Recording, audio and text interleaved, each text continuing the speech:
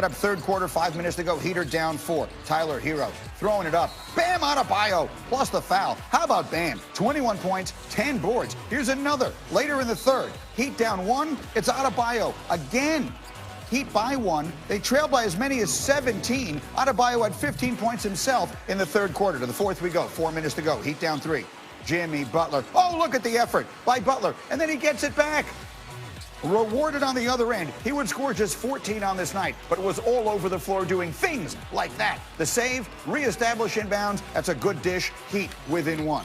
A minute and a half to go. Celtics are down 5 now, and they're falling apart. Marcus Smart, that's thrown away. Butler, Crowder, yes. Butler 3 steals in clutch time. Heat a 7-point lead. Under a minute to go. Celtics are down 6. Oh, they desperately need a bucket. Where are you going to go? Jaylen Brown for 3. That's good. He had 21. They're within 3. After a turnover, Celtics with a chance to tie. That's a good look for Brown in the corner, but no good. And Adebayo gets the rebound, and the Heat get the win. 106-101. They take a 2-0 lead in the series. And after the game was over, our Malika Andrews reporting, quote, Marcus Smart is screaming at someone in the Celtics locker room, or several people. The yelling continues as Smart exits the locker room swearing. There were loud clanks like someone throwing items coming from the Celtics locker room. That's the reporting. Here's what the Celtics had to say about what happened. A lot of emotions was flying around. Obviously, we feel like we could have won, should have won, and we didn't. So just a lot of emotions flying around. That's it. We 0-2. We frustrated. But, that's team sports. You're not supposed to be happy we down 0-2. But nothing out the ordinary. Just talking about the game. It's cool. Got to get ready for the next one. So here they are. The odd couple is back with me, Kendrick Perkins and Zach Lowe. Always a pleasure, guys. Kendrick, you know about the pressure of postseason basketball. How big a deal should we make about it if players are yelling and things are getting thrown around in a locker room after a tough loss?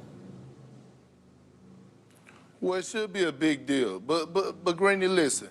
The Celtics right now, they're showing up to the arena in a cute and sassy style of play. Right, they got their Versace robes on and Versace slippers and Gucci slippers with their Louis Vuitton swimming trunks. And right now, the Miami Heat are showing up in their Nomex and they steel-toe boots, and they're ready for action, and they're grinding it out. The Celtics are playing so selfish offensively. They are playing my-turn basketball. Kimber comes down. Let me show y'all what I got. I got a crossover to a step back. Then Jason Tatum, oh, you got that, but let me show you what I got in my bag. I got the side step 3-point shot. Then all of a sudden you see Jaylen Brown. Oh, let me show you I could do something too. I got a one-legged turnaround off the baseline. That is selfish play offensively by the Celtics, and defensively, they have lost their identity. Last night, I wanted to call Bam Adebayo Bam O'Neal. He had so many dunks, he was just snatching the screws out the rim. Where's the Celtics' #1 defense that they've been leading in these playoffs? It has disappeared. They have lost their defensive identity. Zach, I was listening to your podcast, the Low Post podcast, and you were talking about the pressure of the bubble and the pressure that all these guys are under and how impressive it will be ultimately for whoever it is that wins. But is it possible that what we're seeing there is a little bit of the pressure getting to the Celtics?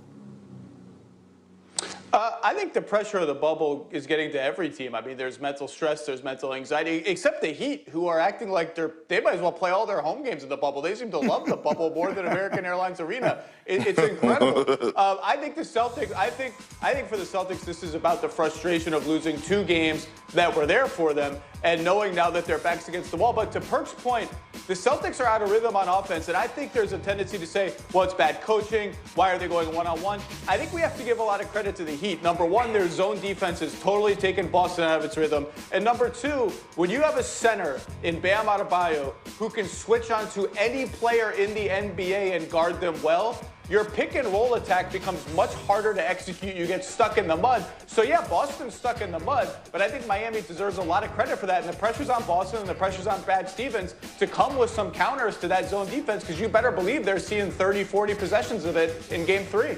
Zach, the Heat have played 11 games in the bubble. They've not yet lost any of them in regulation. They're 10-1, and their only loss came in overtime in the game that Giannis got hurt when they were already up 3-0 in that series. Zach Lowe, what do we say about this Miami Heat team that right now seems to be on a collision course with an NBA Finals?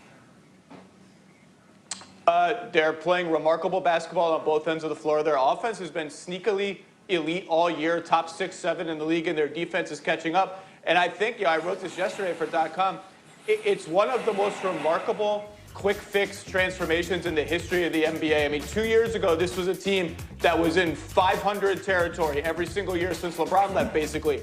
Their cap sheet was clogged with a bunch of bad contracts. They had traded 2 first-round picks for Goran Dragic, so they didn't have a ton of trade assets. It looked like they were dead in the water, but they're the Miami Heat. That means something to players around the NBA. It meant something to Jimmy Butler. He picked them, and in the meantime, their front office with the 14th pick, the 13th pick, and then no draft picks at all with the undrafted free agents, built a capable supporting cast, got a star, a flat-out star in Bam Adebayo. It's an unbelievable story. Perk, real quick, is this over? Do you think the Heat can the Celtics come back? They're down 2-0? I'm not calling it a sweep, but this is dead bird tall grass. The Miami Heat is not going to let up. Eric Spoelstra is the best coach in the bubble right now. Yes, I'm saying it. The way that he's mixing it up and throwing out those different defensives, and the way that he's putting these guys in position offensively to be successful. Think about this. In Game 1, Greeny, he had 32 assists. Last night in Game 2, they had 28 assists. They are moving the ball well. They're shooting the 3, and they are owning the Celtics in the paint. All right, outstanding. Guys, we'll bring you back a little bit later. We'll talk more about this game and look ahead to the Western Conference Finals. You get on that big stage, you just got to make big plays. All it is, he made a good play. Just get ready for game 2. Kemba Walker doing a little bit of everything. The Celtics looking sharp here in the first half. The Miami Heat have regained the lead after trailing by 17. Dragic a three-pointer. Bang! Tatum goes in a corner. Won't go. The chip misses. The Miami Heat take a 2-0 lead here in this best-of-7 conference final. Good morning now to our Kendrick Perkins. Look, I just said this minutes ago, but the most dangerous lead in all of sports at this moment is any lead that the Celtics have. They blew a 17-point lead against the Heat, and now they're in that 0-2 hole. So based on what you've seen so far, how much faith do you have in Boston's ability to actually turn this into a series?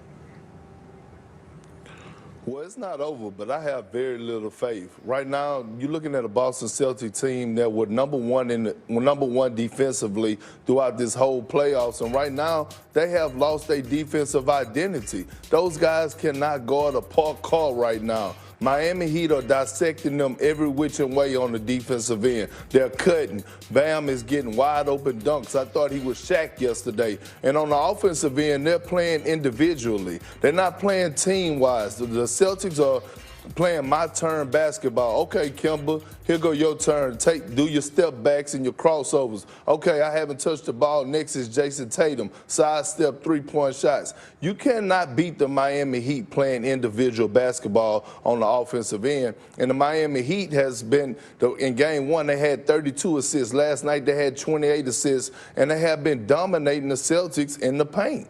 And the Celtics, keep in mind, they had a 2-0 series lead over the Raptors, and the Raptors still took them to 7 games in the Eastern Conference semifinals. Game 1 of the Western Conference Finals is tonight. It's the Lakers and the Nuggets, and you could say that Denver has the momentum because they overcame 2 3-1 series, deficits in their previous 2 series. So what's it going to be tonight for the Lakers? What's the key for them to jump out to a good start? Well, they just got to be who they are, and that's the championship-bred team that they are right now. They have the most championship experience in the league, and it's showing. The way that they did the Houston Rockets, I have no concern about the Los Angeles Lakers. The Denver Nuggets haven't faced a team like this, especially with LeBron James being the best player in the world and Anthony Davis being the top 5 player in the world, the best power forward. And let's not talk about playoff Rondo. He has turned it up another notch. And Alex Caruso, I said this before, He is the heart and soul of that team.